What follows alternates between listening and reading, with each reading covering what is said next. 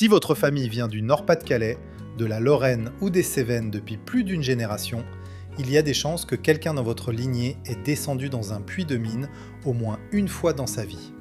Qu'il soit remonté couvert de poussière noire, qu'il n'ait jamais parlé de ce qu'il avait vu là-dedans, voici 10 des villes qui ont été construites autour de ces puits, et certaines ont disparu d'une façon qui va vous choquer. Restez jusqu'au numéro 1. C'est la chose la plus injuste qui soit jamais arrivée à une communauté ouvrière en France, et elle s'est produite en direct, devant les caméras, pendant qu'un ministre serrait des mains. Pendant 150 ans, la France a extrait son charbon de 3 grandes régions, le Nord-Pas-de-Calais, la Lorraine et le bassin des Cévennes. Elle a construit des villes entières autour de ces puits, des corons en briques rouges, des cités ouvrières avec leurs épiceries et leurs stades, des écoles et des hôpitaux financés par les compagnies minières. Elle a attiré des familles de Pologne, d'Italie, du Maroc, d'Algérie. Elle a créé des cultures locales d'une densité et d'une solidarité rares. Puis, entre 1960 et 2004, elle a fermé tous ces puits, un par un, sans exception, en reconvertissant progressivement ce qu'elle pouvait et en abandonnant le reste. Ce sont des communautés que le monde extérieur a construites quand il avait besoin de quelque chose et abandonnées dès que ce besoin a disparu. Carmaux se trouve dans le Tarn, à 22 km au nord d'Albi, dans un paysage de collines douces que le Mistral balaie en hiver, avec une régularité qui rappelle moins le Midi ensoleillé qu'une plaine industrielle du Nord.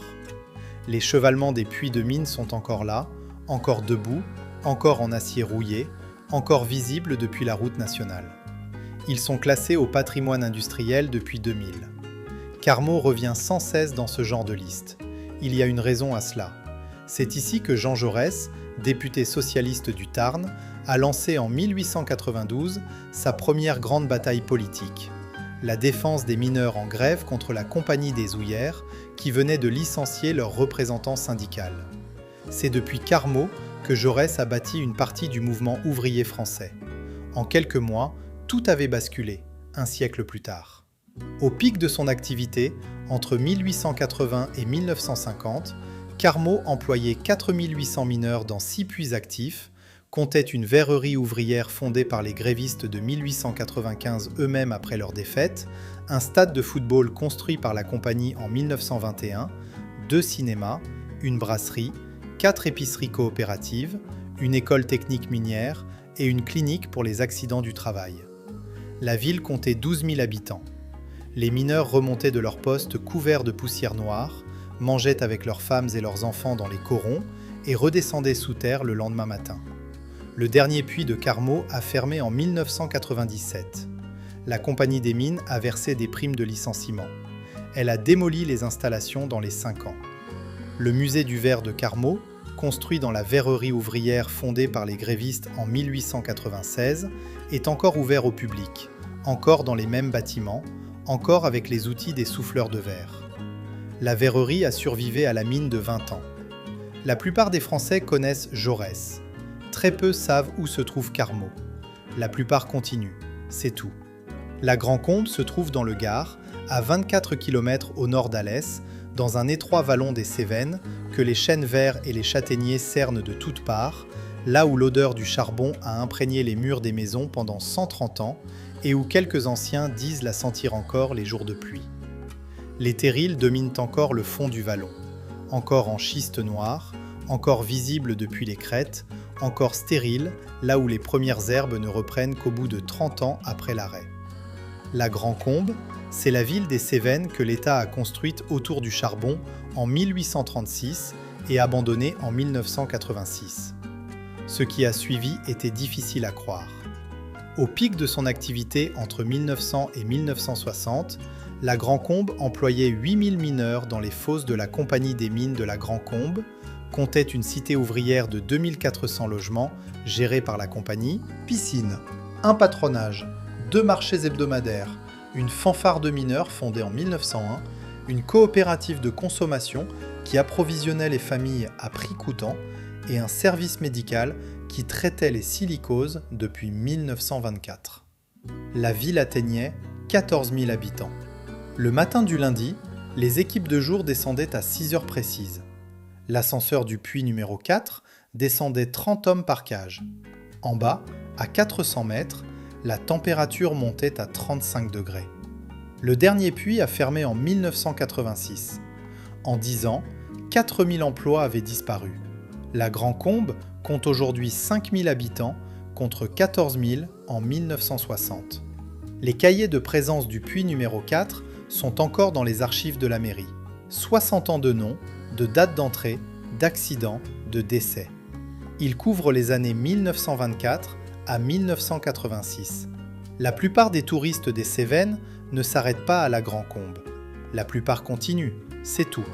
Monceau-les-Mines se trouve en Saône-et-Loire, à 30 km à l'ouest du Creusot, dans une plaine industrielle que la Bourgogne du vin et des châteaux n'a jamais vraiment intégrée à son image de marque.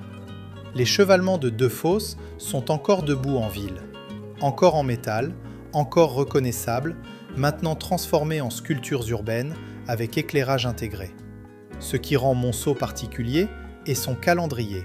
Le dernier puits a fermé en 2002, le dernier en Saône-et-Loire, 18 ans après la grande grève de 1983, qui avait déjà annoncé la fin. En quelques mois, tout avait basculé après la fermeture. Au pic de son activité, entre 1920 et 1970, Monceau employait 12 000 mineurs répartis dans 8 puits actifs, comptait des cités ouvrières en briques rouges avec jardin potager, une piscine olympique construite en 1935, un théâtre municipal, 2 hôpitaux, dont un spécialisé dans les maladies respiratoires, une école des mines reconnue au niveau national et 3 cinémas.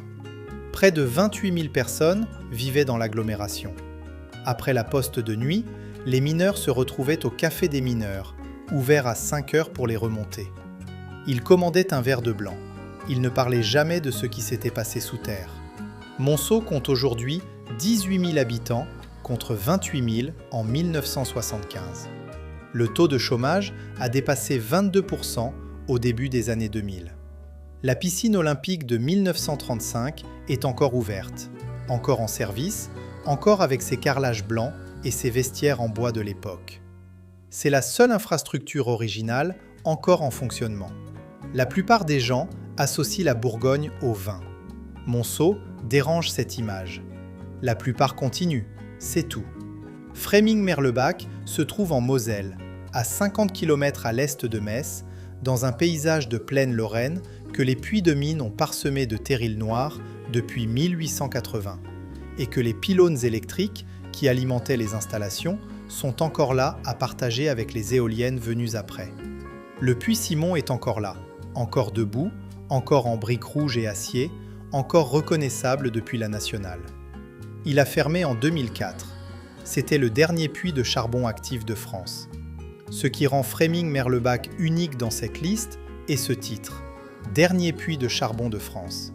La fermeture du puits Simon, le 23 avril 2004, a mis fin à 200 ans d'industrie charbonnière française en une cérémonie officielle avec ministres, caméras de télévision et larmes sur les visages des derniers mineurs.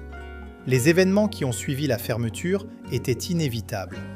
Au pic de son activité, entre 1950 et 1980, Fréming-Merlebach comptait 20 000 habitants, 8 000 mineurs au fond, des cités ouvrières construites par les Charbonnages de France avec leur propre réseau d'eau chaude communautaire, une bibliothèque syndicale de 15 000 volumes, un stade de football avec 10 000 places, 2 bains-douches publics gratuits pour les mineurs et une école de formation professionnelle qui formait les porions depuis 1905.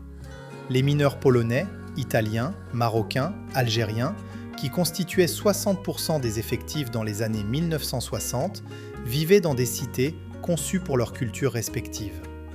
Il y avait une épicerie polonaise, une boucherie halal, un club de pétanque pour les Italiens et une salle de prière dans chaque cité. Fréming-Merlebach compte aujourd'hui 12 000 habitants, contre 20 000 en 1980. Le taux de chômage dépasse 18%. Les livres de paye du Puy-Simon pour l'année 1980. 8000 noms, 12 nationalités différentes, à noter des taux d'abattement pour les primes de profondeur, sont conservés aux archives de l'ex-Charbonnage de France, accessibles sur demande. La plupart des Français ne savent pas quand le dernier puits de charbon français a fermé. La plupart continuent. C'est tout. Neux-les-Mines se trouve dans le Pas-de-Calais, à 22 km au sud de Béthune, dans un paysage que les terrils dominent encore comme des collines artificielles. 80 mètres de haut, recouverts d'herbes rases et d'arbrisseaux maigres, visibles depuis 15 km par temps clair. Les terrils de Neux sont encore là, encore noirs à la base, où les pluies d'automne lavent le schiste, encore verts au sommet, où la végétation a repris depuis les années 1980. Encore debout, exactement là où la Compagnie des Mines les a construits entre 1850 et 1960. Ce qui rend Neux particulier dans le Pas-de-Calais minier est sa transformation tentée. Un des terrils a été équipé d'une piste de ski artificielle dans les années 1980. Initiative municipale pour reconvertir l'héritage industriel en attraction touristique. Ce qui a suivi était difficile à croire. Au pic de son activité entre 1880 et 1960, Neux-les-Mines exploitait la fosse numéro 2 avec 3500 mineurs, comptés des corons en briques rouges, alignés avec une précision militaire le long des rues numérotées. Une fanfare de mineurs fondée en 1878. Un stade de football inauguré en 1920.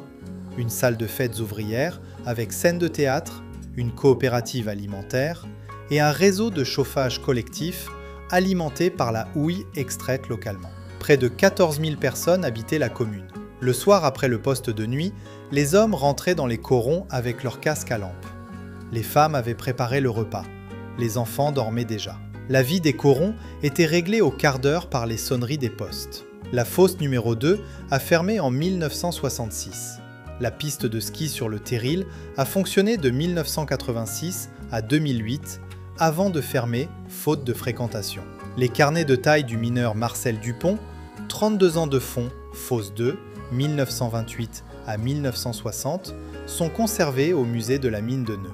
Il note chaque journée, chaque mètre abattu, chaque accident évité.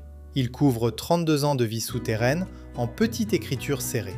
La plupart des skieurs qui venaient sur le Terril ne savaient pas ce qu'il y avait en dessous. La plupart continuent. C'est tout. Si Neux-les-Mines vous a déjà convaincu, abonnez-vous. La suite est encore plus injuste. Alès se trouve dans le Gard, à 45 km au nord de Nîmes, dans la plaine de la Cèze, que les Cévennes entourent sur 3 côtés.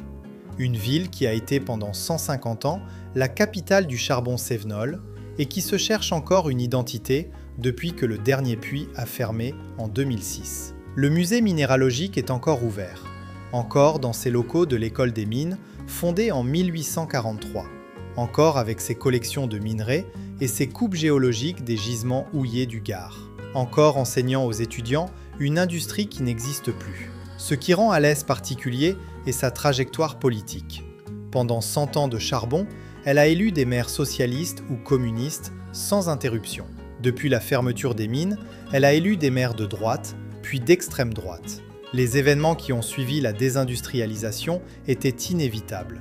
Au pic de son activité minière, Alès coordonnait l'exploitation de 18 fosses dans les vallées cévenoles. Comptait une école des mines, fondée en 1843 et réputée dans toute la France. Un service de médecine du travail pionnier pour les maladies professionnelles, 2 hôpitaux, une gare ferroviaire traitant 300 wagons de charbon par semaine, une chambre syndicale des mineurs parmi les plus actives de France, et une population de 42 000 habitants. La ville exportait son charbon jusqu'au port de Sète. Le lundi à 6 h, les camions de la mine partaient vers la gare. Les wagons de houille s'alignaient sur les voies de triage. L'odeur de charbon couvrait la vallée de la Cèze les jours de grand froid. Alès compte aujourd'hui 41 000 habitants, stable en chiffres, mais avec un taux de chômage de 24%, parmi les plus élevés du Gard. Les livres de délibération de la Chambre syndicale des mineurs d'Alès, 80 ans de compte-rendu de grève, de négociations, de procès-verbaux d'accidents sont aux archives départementales du Gard. Ils couvrent les années 1906 à 1988. Personne n'en a demandé la consultation depuis 2019. La plupart des politiques qui parlent de reconversion industrielle ne citent jamais Alès. La plupart continuent, c'est tout. Le numéro 4 n'est pas mort économiquement, il est mort politiquement.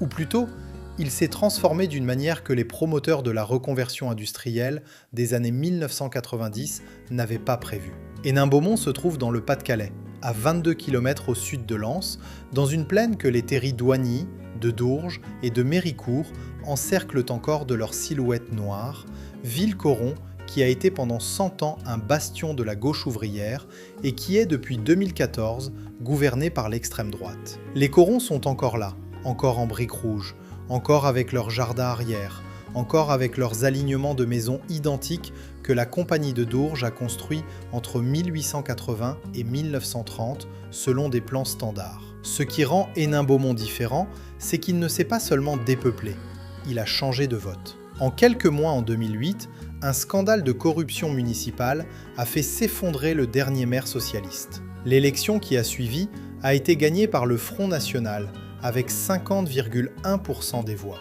Au pic de son activité minière, Hénin-Beaumont comptait 4 fosses actives, 12 000 mineurs dans un rayon de 5 km, des corons accueillant des familles polonaises, italiennes et nord-africaines depuis 3 générations, une maison du peuple construite en 1910, un stade de football avec 8000 places et une organisation syndicale si puissante que la Compagnie de Dourges négociait directement avec elle avant de négocier avec Paris. Les mineurs polonais de la 2e génération mangeaient du jurek le matin et parlaient picard à leurs enfants. Ils portaient le casque de leur père et travaillaient dans la même fosse que lui. La dernière fosse a fermé en 1989. 12 000 emplois directs ont disparu en 10 ans. Les bulletins de vote de l'élection municipale de 2014 sont encore dans les archives électorales d'Hénin-Beaumont. La plupart des commentateurs politiques citent Hénin-Beaumont comme exemple sans en connaître l'histoire minière. La plupart continuent, c'est tout. Le numéro 3 a fait quelque chose que aucune autre ville minière de cette liste n'a fait. Elle a décidé de mettre le Louvre sur ses terris. Et ça n'a pas suffi. Lens se trouve dans le Pas-de-Calais, à 35 km au sud de l'île, dans une plaine que les puits ont labourée pendant 160 ans et que les terris du bassin minier dominent encore comme des pyramides industrielles reconverties en parcs naturels. Le Louvre-Lens est encore ouvert, encore avec ses 3 millions de visiteurs depuis l'inauguration de 2012, encore avec sa façade de métal brossé qui réfléchit les ciels du nord, encore construit à l'emplacement de l'ancienne fosse neuve de la Compagnie des mines de Lens. Ce qui rend Lens particulier est le paradoxe de sa reconversion. La ville a accueilli l'une des plus grandes opérations de revitalisation culturelle de l'histoire de France. Le Louvre-Lens, 150 millions d'euros d'investissement, et son taux de chômage est encore de 23%. Pour une ville qui a produit 30% du charbon français pendant 80 ans, voilà ce que la culture a changé. Les touristes viennent, repartent, et la population chôme toujours. Au pic de son activité minière, entre 1900 et 1960, Lens exploitait 12 fosses, comptait 25 000 mineurs, une ligue de football parmi les plus actives du Nord, des cités ouvrières connues pour leur solidarité, un service médical charbonnier avec 2 hôpitaux et une communauté polonaise de 30 000 personnes qui avait transformé certains quartiers en ville dans la ville, avec leurs propres commerces et leurs propres institutions. Les mineurs polonais de Lens chantaient leurs hymnes syndicaux le dimanche matin, avant la messe, dans la cour des corons. L'accordéon et la langue polonaise avaient traversé l'Allemagne avec eux. La dernière fosse de Lens a fermé en 1960. Le chômage a suivi, progressivement, puis massivement dans les années 1980. Les carnets de paie de la Compagnie des mines de Lens pour l'année 1938, 25 000 noms, toutes nationalités, tous annotés, retenus pour le logement en cité, pour la pharmacie de la Compagnie, pour l'épicerie de la Compagnie, sont aux archives de la mairie de Lens. La Compagnie retenait jusqu'à 35% du salaire pour les services qu'elle fournissait elle-même. La plupart des visiteurs du Louvre-Lens ne regardent pas dans la direction des corons. La plupart continuent. C'est tout. Le numéro 2 est différent des autres villes de cette liste. Pas une ville en déclin progressif. Une ville frappée par une catastrophe qui a tué 42 hommes en direct devant des dizaines de témoins pendant que les secours regardaient sans pouvoir rien faire. Liévin se trouve dans le Pas-de-Calais, à 3 km au nord de Lens, dans une agglomération minière continue avec Lens, Los-Angoël et Billy-Montigny, dans un paysage de terrils si rapprochés qu'ils forment un horizon artificiel de chaque côté des routes communales. La plaque commémorative de la fosse Saint-Amé est encore là, encore en marbre gris, encore avec les 42 noms gravés, encore avec la date, 27 décembre 1974. Ce qui rend Liévin différent est la nature de sa catastrophe. Ce n'est pas un déclin progressif, c'est un coup de grisou, une explosion de méthane souterrain qui a tué 42 mineurs en quelques secondes dans la fosse Saint-Amé le lendemain de Noël 1974. Les événements qui ont suivi étaient inévitables. Au pic de son activité, Liévin comptait 6 fosses actives, 15 000 mineurs dans un rayon de 2 km, des corons de la Compagnie des mines de Liévin, construits avec une minutie administrative. Chaque maison à 6 mètres de la rue, chaque jardin à 12 mètres en arrière, chaque fontaine à 50 mètres de pas plus de 20 portes.